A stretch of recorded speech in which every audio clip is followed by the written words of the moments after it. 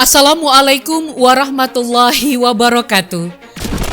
Sahabat Buya Milenial, seringkali kita temukan senda gurau dan candaan terkait agama, bahkan dilakukan oleh mereka yang mengaku beriman yang sudah mengucapkan 2 kalimat syahadat, baik yang berbentuk perkataan maupun perbuatan, seperti menistakan syariat yang dibawa oleh baginda Nabi Muhammad SAW. Padahal ancamannya bisa menjadi pembatal Islam. Seperti seseorang yang mengaku beriman namun menghina, mengejek atau sekedar bersenda gurau dengan adanya surga, neraka, atau mengolok-olok tentang neraka, merendahkan kengerian dengan menganggap neraka bisa mengadakan sebuah acara dengan orang-orang terkenal di dunia. Semua tindakan ini tidaklah muncul dari seseorang yang dalam hatinya terdapat pengagungan terhadap Allah Ta'ala, terhadap Rasul-Nya, dan juga pengagungan terhadap agama dan syariat Allah Ta'ala. Jika dilakukan ini, termasuk kekafiran yang dilakukan oleh orang-orang munafik. Allah Ta'ala berfirman, orang-orang yang munafik itu takut akan diturunkan terhadap mereka sesuatu surat yang menerangkan apa yang tersembunyi dalam hati mereka. Katakanlah kepada mereka, teruskanlah ejekan-ejekanmu terhadap Allah dan Rasul-Nya. Sesungguhnya Allah akan menyatakan apa yang kamu takuti itu. Quran Surat At-Taubah ayat 64. Berikut ini adalah jenis-jenis olokan dan ejekan terhadap agama dan ancaman bagi orang yang mengolok dan menistakan agama. Apa saja? Namun sebelum kita bahas, jangan lupa like, subscribe, dan share. Apa yang kamu tahu, yang lain juga harus tahu.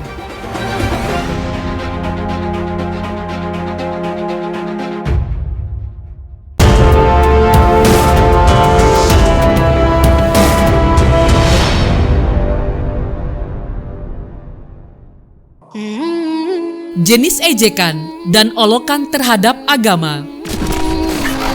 Istihza sharih, yaitu memperolok-olok agama dengan ucapan secara jelas dan terang-terangan, ataupun membuat candaan perkara gaib surga dan neraka.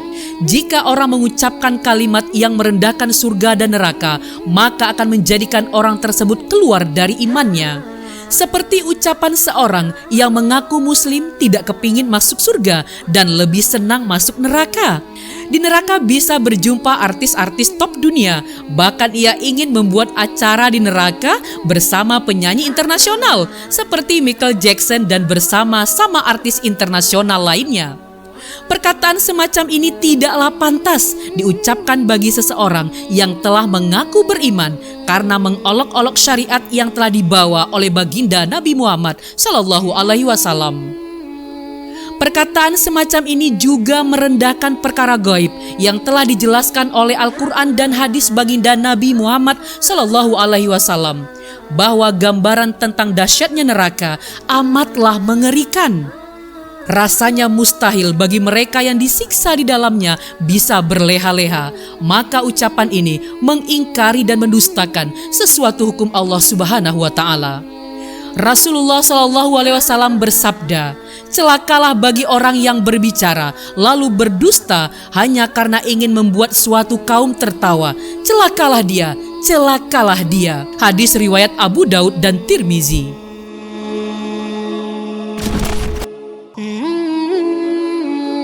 Istihza ghairu sharih, yaitu memperolok-olok agama dengan perbuatan yang menunjukkan isyarat maupun sindiran tidak jelas atau tidak terang-terangan yang bertujuan untuk merendahkan sesuatu dari agama. Salah satu contoh perbuatan yang sering terjadi akhir-akhir ini menjadikan ibadah sebagai bahan candaan. Padahal dalam beribadah hendaknya tidak dilakukan dengan main-main, terlebih saat menjalankan sholat, karena sholat merupakan cara seorang muslim untuk berkomunikasi dengan Allah Subhanahu wa Ta'ala.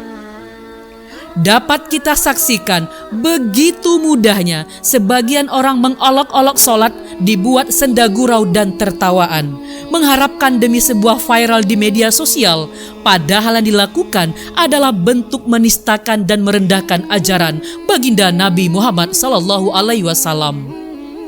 Agama Islam adalah sesuatu yang mulia dan sangat tidak layak jika digunakan untuk jadi bahan candaan atau lawakan. Ingatkah kita ada aturan di bandara? Bagi yang bercanda membawa bom di bandara bisa terkena pasal hukuman pidana. Jika urusan dunia seperti ini saja tidak boleh, tentu urusan agama lebih tidak boleh lagi.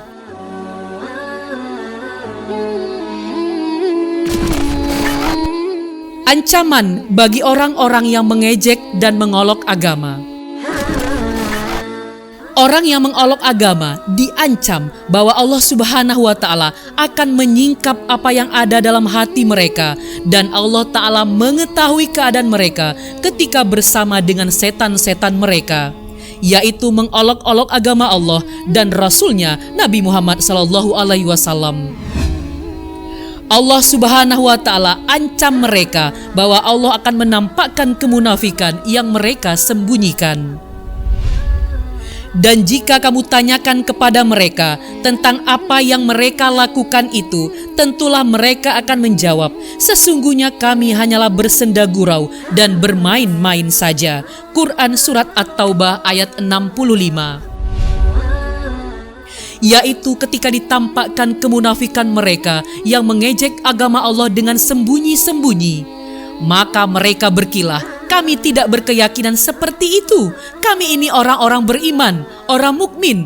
Kami hanya ngobrol bersenda gurau dengan teman-teman kami, hanya bermain-main dan bersenang-senang saja. Apakah alasan mereka diterima oleh Allah Subhanahu wa Ta'ala? Tidak.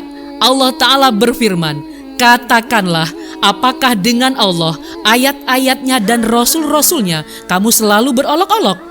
Tidak usah kamu meminta maaf karena kamu kafir sesudah beriman. Jika kami memaafkan segolongan dari kamu lantaran mereka bertaubat, niscaya kami akan mengazab golongan yang lain disebabkan mereka adalah orang-orang yang selalu berbuat dosa. Quran Surat At-Taubah ayat 65 dan 66. Allah Subhanahu wa Ta'ala tidak menerima alasan mereka, namun akan menerima taubat mereka dengan hilangnya kemunafikan dari dalam hati mereka. Ketika dalam perang Tabuk, ada seseorang yang berkata, belum pernah kami melihat seperti para ahli baca Al-Quran ini, orang yang lebih buncit perutnya, lebih dusta lisannya, dan lebih pengecut dalam peperangan. Maksudnya, orang tersebut mengejek Rasulullah SAW dan para sahabat yang ahli baca dan menghafal Al-Quran. Salah seorang sahabat, Auf bin Malik radhiyallahu anhu, berkata kepadanya, yang kamu katakan itu dusta, bahkan kamu adalah orang munafik. Niscaya akan aku beritakan kepada Rasulullah SAW. Hal ini karena para sahabat mengetahui bahwa ucapan seperti ini tidaklah keluar dari seseorang yang beriman secara lahir dan batin. Lalu pergilah Auf bin Malik kepada Rasulullah SAW untuk memberitahukan hal tersebut kepada beliau. Tetapi sebelum dia sampai, telah turun wahyu Al-Quran kepada beliau, Nabi Muhammad SAW, yaitu ayat dalam surat At-Taubah ayat 65 dan 66 tersebut. Kata Abdullah bin Umar, aku melihat dia berpegangan pada sabuk pelana unta Rasulullah SAW, sedang kedua kakinya tersandung-sandung batu sambil berkata, sebenarnya kami hanyalah bersenda gurau dan bermain-main saja. Lalu Rasulullah SAW bersabda kepadanya, apakah dengan Allah, ayat-ayatnya dan Rasulnya kamu selalu berolok-olok? Hadis riwayat Ibnu Jarir.